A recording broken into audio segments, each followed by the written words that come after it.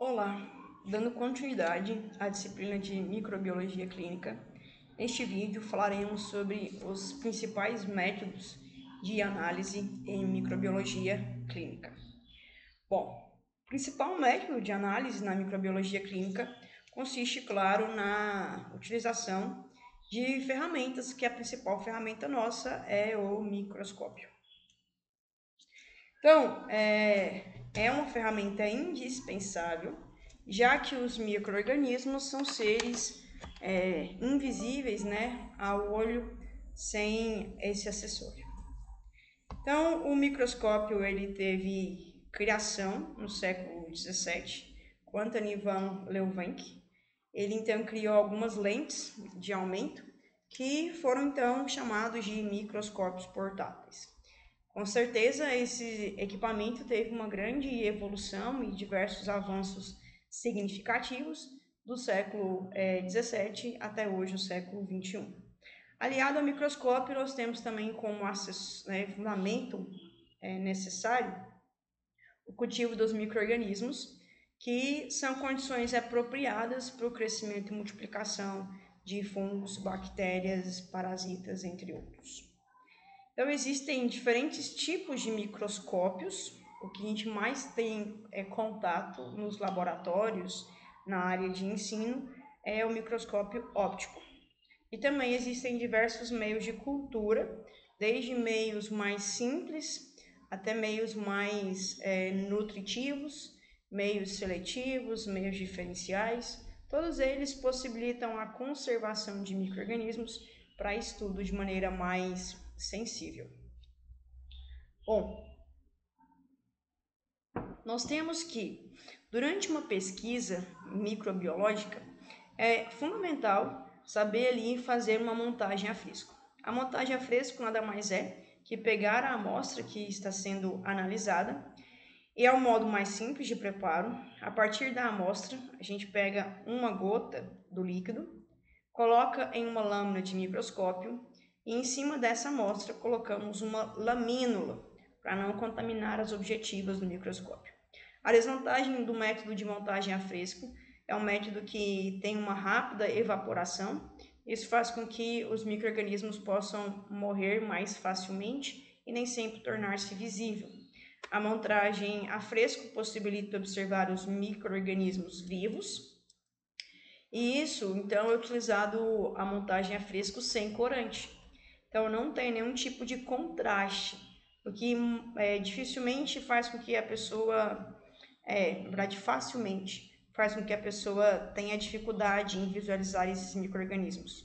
Então, essa falta de contraste torna a observação desse micro-organismo a fresco um desafio para pessoas que não tenham experiência. Bom, sem ser corante a fresco, já em amostras que foram fixadas, existem os corantes, que são substâncias que aumentam o contraste entre as espécimes, né? Entre a amostra e a lâmina, a luz, etc. Então, a maioria dos contrastes são eficazes somente após os micro-organismos terem sido devidamente fixados, ou seja, mortos e colocados em uma lâmina de microscópio. Então, o simples fato de ter uma lâmina, em cima dessa lâmina, um micro-organismo que foi de alguma maneira morto, isso torna esse micro-organismo fixado àquela superfície. A fixação mais barata, mais simples, é o aquecimento. Então, é muito comum nos processos de cloração a gente aquecer a lâmina para fixar. E também pode ser feita a fixação com algumas substâncias químicas, por exemplo, iodo. Então, alguns tipos de corantes. Os corantes eles são divididos em corantes básicos e corantes ácidos. Os corantes básicos, eles coram substâncias com carga positiva, e os corantes ácidos coram substâncias com carga negativa. Nós temos corantes simples, como eosina e hemosina, e corantes mais diferenciais, como por exemplo o corante da tinta nanquim. Então, nós temos corantes básicos safranina, fucsina, extravioleta, azul de metileno, corantes ácidos, eosina, fucsina, ácida e vermelho congo. Então, os corantes, eles são importantes para poder observar esse micro-organismo. como mencionado anteriormente, né, divididos entre corantes ácidos e básicos. E aqui nós temos a coloração bem tradicional, que é a coloração de grã. A coloração de grã inicia-se com o uso do corante cristal violeta. Ele é um corante básico, né? Básico. E a gente faz então esse corante, o uso do cristal violeta. Ele vai corar todo tipo de micro-organismo com um tom mais arroxeado. Além do cristal violeta, posteriormente é feita a lavagem da amostra e feito então o uso de iodo. O iodo vai ter a capacidade de fixar essa tinta. Então, o iodo age como substância mordente para fixar o corante. Depois fazemos uma descoloração usando álcool ou acetona, que são substâncias solventes extremamente polares, que têm essa capacidade de entrar nas células, em algumas células, e retirar o corante cristal violeta. Isso porque apenas as células que sejam gram-positivas que ficarão coradas, porque elas têm uma camada de parede celular muito espessa. Então é muito difícil o álcool penetrar e retirar todo o corante. Então, como a célula vai ficar, as que não sejam gram-positivas, elas não vão ficar mais roxas, elas vão ficar brancas, transparentes, é necessário depois fazer um contracorante com safranina, que vai então corar agora as substâncias presentes na membrana extracelular, a membrana que tem lipopolissacarídeo. Então, a terceira etapa é descolorindo, né, usando o álcool acetona, fazendo aí um rápido enxágue, normalmente costuma ser 30 segundos, é muito rápido. E depois usa o contracorante safranina também aí de 30 a 60 segundos. E ficando então a cor dos cocos gram-positivos arroxeados e os gram-negativos vermelhos rosas. Essa diferença se dá pela composição estrutural das bactérias gram-positivas, que elas possuem então uma espessa camada de parede celular. Então nós temos aqui a membrana plasmática nesse tom meio verde azulado, e essa estrutura todinho em roxo é a parede celular, que aqui nessa outra imagem ela também está na mesma cor, só que olha a diferença de espessura. Isso faz com que o corante, o cristal violeta, penetre toda essa camada de peptidoglicano, core a bactéria gram-positiva, e na gram-negativa ela tem pouca parede celular. Então, o corante se liga, porém com o uso do álcool acaba desclorindo a bactéria. Então, as bactérias que são gram-negativas, elas possuem a parede celular, no caso essa imagem, elas possuem a parede celular extremamente delgada, que é apenas essa linha aqui roxa. Então, vou dar um pouco aqui o uso para ficar mais claro. Apenas isso que eu estou destacando de amarelo, na gram-negativa, equivale à parede celular. Já na gram-positiva, tudo isso é parede celular. O que faz então com que a bactéria se core facilmente, quando ela é gram-positiva, se core facilmente de roxo, por conta dessa parede celular que vai corar ela, gram-positiva. E a gram-negativa fica meio um tom roseado, né? Vermelho, etc.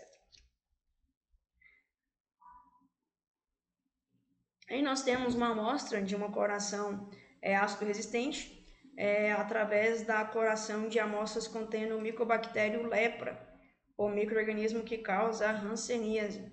Então, esses bastões meio vermelhos correspondem ao micobactério lepra.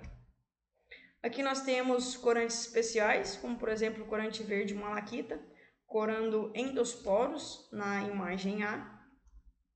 E na imagem B nós temos a coloração de flagelos. Está um pouquinho claro, mas pelo menos aqui na minha imagem dá para ver alguns flagelos bem delicados, que são estruturas que podem existir ou não nas bactérias. E por último nós temos aí a imagem C, a coloração por tinta nanquim ou tinta da China, que revela a estrutura de cápsulas de algumas bactérias, como por exemplo a Klebsiella pneumoniae. Aqui nós temos dois filamentos de cianobactéria corados com corantes diferentes, sendo o primeiro aí observado então os heterocitos E na letra B, a microscopia por fluorescência, onde é possível observar a clorofila contida nas células vegetais. Então, a microbiologia, a microbiota, ela é uma estrutura que nós podemos ter de maneira patogênica, gerando doença, mas nós também podemos ter a microbiota do nosso organismo. As bactérias, os fungos, nem sempre são organismos maléficos, pelo contrário, a grande maioria vive de maneira simbiótica com o ser humano. Então, aqui nós temos a microbiota considerada normal, ou microbiota estável, e essa microbiota ela pode mudar ao longo dos nossos anos de vida, né? Então, por exemplo, quando nós temos um bebê, um recém-nascido, uma criança que está sendo amamentada, é comum encontrar na região da boca dela o bifidobactério. Essa bactéria ela é oriunda, né, do leite materno. Então, como a criança que está nessa fase de amamentação tem contato com o leite materno através do peito da mãe, acaba tendo essa bactéria de maneira natural. É uma bactéria benéfica para o bebê. E na região do intestino, essa bactéria é fundamental para a regulação da função intestinal. No trato intestinal, nós temos algumas bactérias, alguns micro-organismos, que para tornar esse ambiente favorável para um ambiente saudável, nós temos os lactobacilos. Os lactobacilos atuam então fermentando açúcares, né, tornando o ambiente da região da vagina um ambiente mais ácido. Então, como essa bactéria ela acaba tendo uma certa influência da questão hormonal, existe que ao nascimento existe a influência do hormônio materno, tornando esse pH vaginal ácido. Quando a criança entra então na infância, há uma redução desses lactobacilos por ter uma redução de estrogênio. Isso facilita então que o pH do ambiente fique mais básico. Na puberdade, por conta do hormônio estrogênio que vai estar aumentado a sua secreção, o ambiente volta a ficar ácido. E por último, durante a menopausa, onde há redução na produção e secreção dos hormônios, o ambiente agora na região vaginal ficará básico. Isso em decorrência da capacidade de sobrevivência do lactobacillus em ambientes de acordo com o fator hormonal. Bom, então vamos pensar, por exemplo, uma cultura de urina ou uma cultura de fezes. É muito importante saber que é necessário obter uma cultura pura. Essa cultura pura é que possibilitará a análise microbiológica e também bioquímica. Então, para obter uma cultura que seja considerada pura, ou seja, contendo apenas um tipo de micro-organismo, por exemplo, apenas bifidobactério, nós temos que inicialmente fazer a esterilização do material, seja da placa de Petri, seja do tubo Falcon, tudo que você for utilizar deve estar devidamente esterilizado, seja utilizando métodos de calor úmido ou seco, de filtração ou de substâncias químicas, por exemplo, o fenol. A cultura pura, então, ela será obtida através de isolamento, separando uma única célula de todas as outras, e através dos nutrientes presentes no meio de cultura, essa célula se multiplicará e formará uma colônia. Uma vez obtida essa colônia, isolada, será feita a diluição desse material, ou por método por esgotamento, ou método por plate, assim também como método por espalhamento em placa. Posteriormente é feita a incubação para, em sequência, observar esse micro-organismo ao microscópio. Então, o método por esgotamento, a gente pega a alça, por exemplo, de platina, né? A gente flamba ela no bico de Bunsen, pega essa amostra, essa alça quente, esfria no meio de cultura que não esteja contaminado e depois pega a amostra que nós queremos analisar e incubamos em uma placa de Petri, fazendo esse movimento de zigue-zague, esgotando todo o material contido na alça. Então, o método por esgotamento, a gente vai fazendo um movimento de zigue-zague e depois vai virando a placa até que a gente consiga ter, igual aqui na imagem, observado colônias puras e isoladas. Então, por exemplo, a gente tem aqui, ó, essa estrutura arredondada. Deixa eu colocar outro tipo de marcador. Então, aqui, essa estrutura arredondada, esse ponto branco, corresponde a uma colônia pura. Por quê? Como que eu vou saber? Ela tem uma aparência única. Colônias de bactérias diferentes possuirão aparências diferentes. O método de diluição por plate, muito utilizado no controle microbiológico de alimentos, né? Nós temos então a amostra inicial, e dessa amostra inicial é feito diluições sequenciais através da adição de meio de cultura sem contaminante, né? Então, é feita uma diluição de 1:10 e essas amostras diluídas serão incubadas em meios de cultura e ser observada então a colônia, né? Seja muitas ou poucas colônias.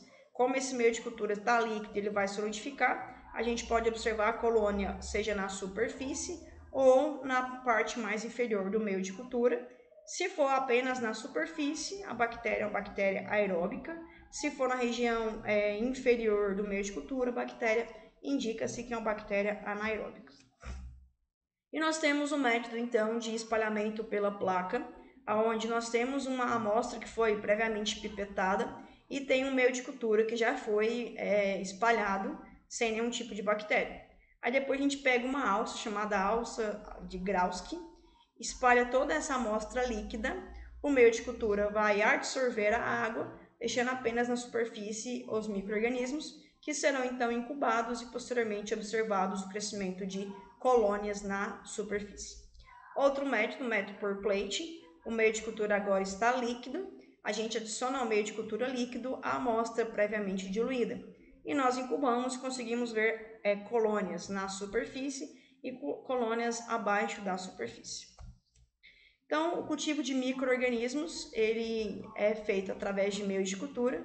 Os primeiros meios de cultura são os meios não seletivos e meios enriquecidos. Nós temos meios líquidos e meios sólidos. O principal meio sólido é o meio agar, por exemplo, saburô, dextrose, entre outros. E o meio líquido nós temos o caldo tioglicolato. Então, nós temos meio definido, que é o meio mínimo necessário para essa bactéria sobreviver. Meios complexos, utilizando extratos naturais e caldos enriquecidos. Meios seletivos, que servem para isolar ou detectar algumas espécies específicas. Meios diferenciais ajudam a diferenciar espécies através da aparência da colônia. Por exemplo, um fica amarelo, outro fica rosa. Os meios diferenciais seletivos possibilitam isolar e diferenciar as bactérias. E as culturas de enriquecimento, como por exemplo o caldo tioglicolato. Então nós temos aqui um meio diferencial para Streptococcus pyogenes, que ele é observado no meio agar-sangue. O meio agar-sangue é um meio seletivo e diferencial, onde nesse meio é observado alguns halos claros de hemácias destruídos ao redor da colônia, indicando então que é o tipo de bactéria Streptococcus pyogenes, característico por crescer em meio agar-sangue e por gerar o padrão de beta-hemólise. Outro ponto que nós precisamos analisar é o meio em que a placa será incubada. Então, nós temos que sempre estar em alerta à temperatura da estufa, não pode ser muito alta, senão o micro-organismo acaba morrendo. A gente recomenda aí uma temperatura para estudo em seres humanos, né, de micro-organismos, de 35 a 37 graus mais ou menos. O pH é outro variável importantíssimo, sendo que as bactérias têm uma chance maior de sobrevivência em um pH de 6,5 a 7,5 e fungos um pouco mais ácidos de 4,5 a 6.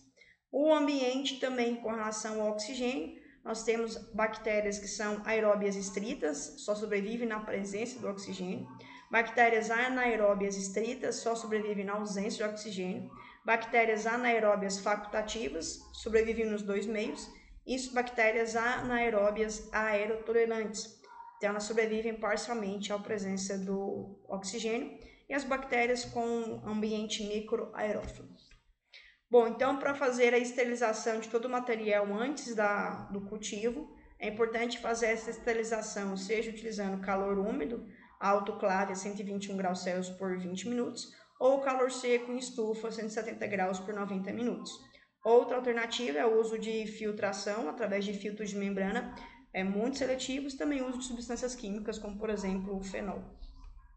E as bactérias poderão ser, em algumas circunstâncias, preservadas em meios de cultura. Então, a preservação do meio de cultura pode ser feita em armazenamento a frio, tanto do meio de cultura incubado e sem incubado, sendo que a frio existe a preservação a curto prazo, através da refrigeração, que vai desacelerar o crescimento dessas bactérias. Sempre que possível, transferir continuamente essa amostra e a longo prazo a gente pode fazer também o congelamento. Esse congelamento pode ser que adicione substâncias para reduzir a morte por congelamento nesse meio de cultura. Por exemplo, glicerol, leite desnatado e DMSO. Pode ser feita também a liofilização. Para análise e estudo a longo prazo, pode ser feita a secagem por congelamento, que é o método de liofilização, e também pode ser utilizado congelado e seco a vácuo. Micro-organismos que não podem ser cultivados por dificuldade metodológica. Então, menos que 1% dos micro-organismos do tipo Treponema pálido ou Mycobacterium lepra conseguem ser cultivados em laboratório. Para o cultivo desses micro-organismos, utiliza então animais. Treponema pálido, ele é a bactéria que causa sífilis e ele é cultivado em coelhos. Então, seria inviável todo tipo de laboratório ter um coelho para esse cultivo, né? Também não seria ético. E o Mycobacterium lepra, ele é cultivado em tatus, que também, além de ser um animal silvestre, né, alocar animais para estudo de lepra em laboratórios de microbiologia seria algo inviável. E o estudo de vírus, de maneira que não seja em meio de cultura, a gente pode fazer o uso em células vivas. Só que isso também existe um maior custo, maior demanda, sendo que a gente consegue estudar a virologia através da imunologia. Bom, com isso então a gente destacou aqui os principais métodos de microbiologia. Qualquer dúvida estou à disposição. Espero que vocês tenham aprendido. A gente se vê no próximo vídeo. Tchau, tchau.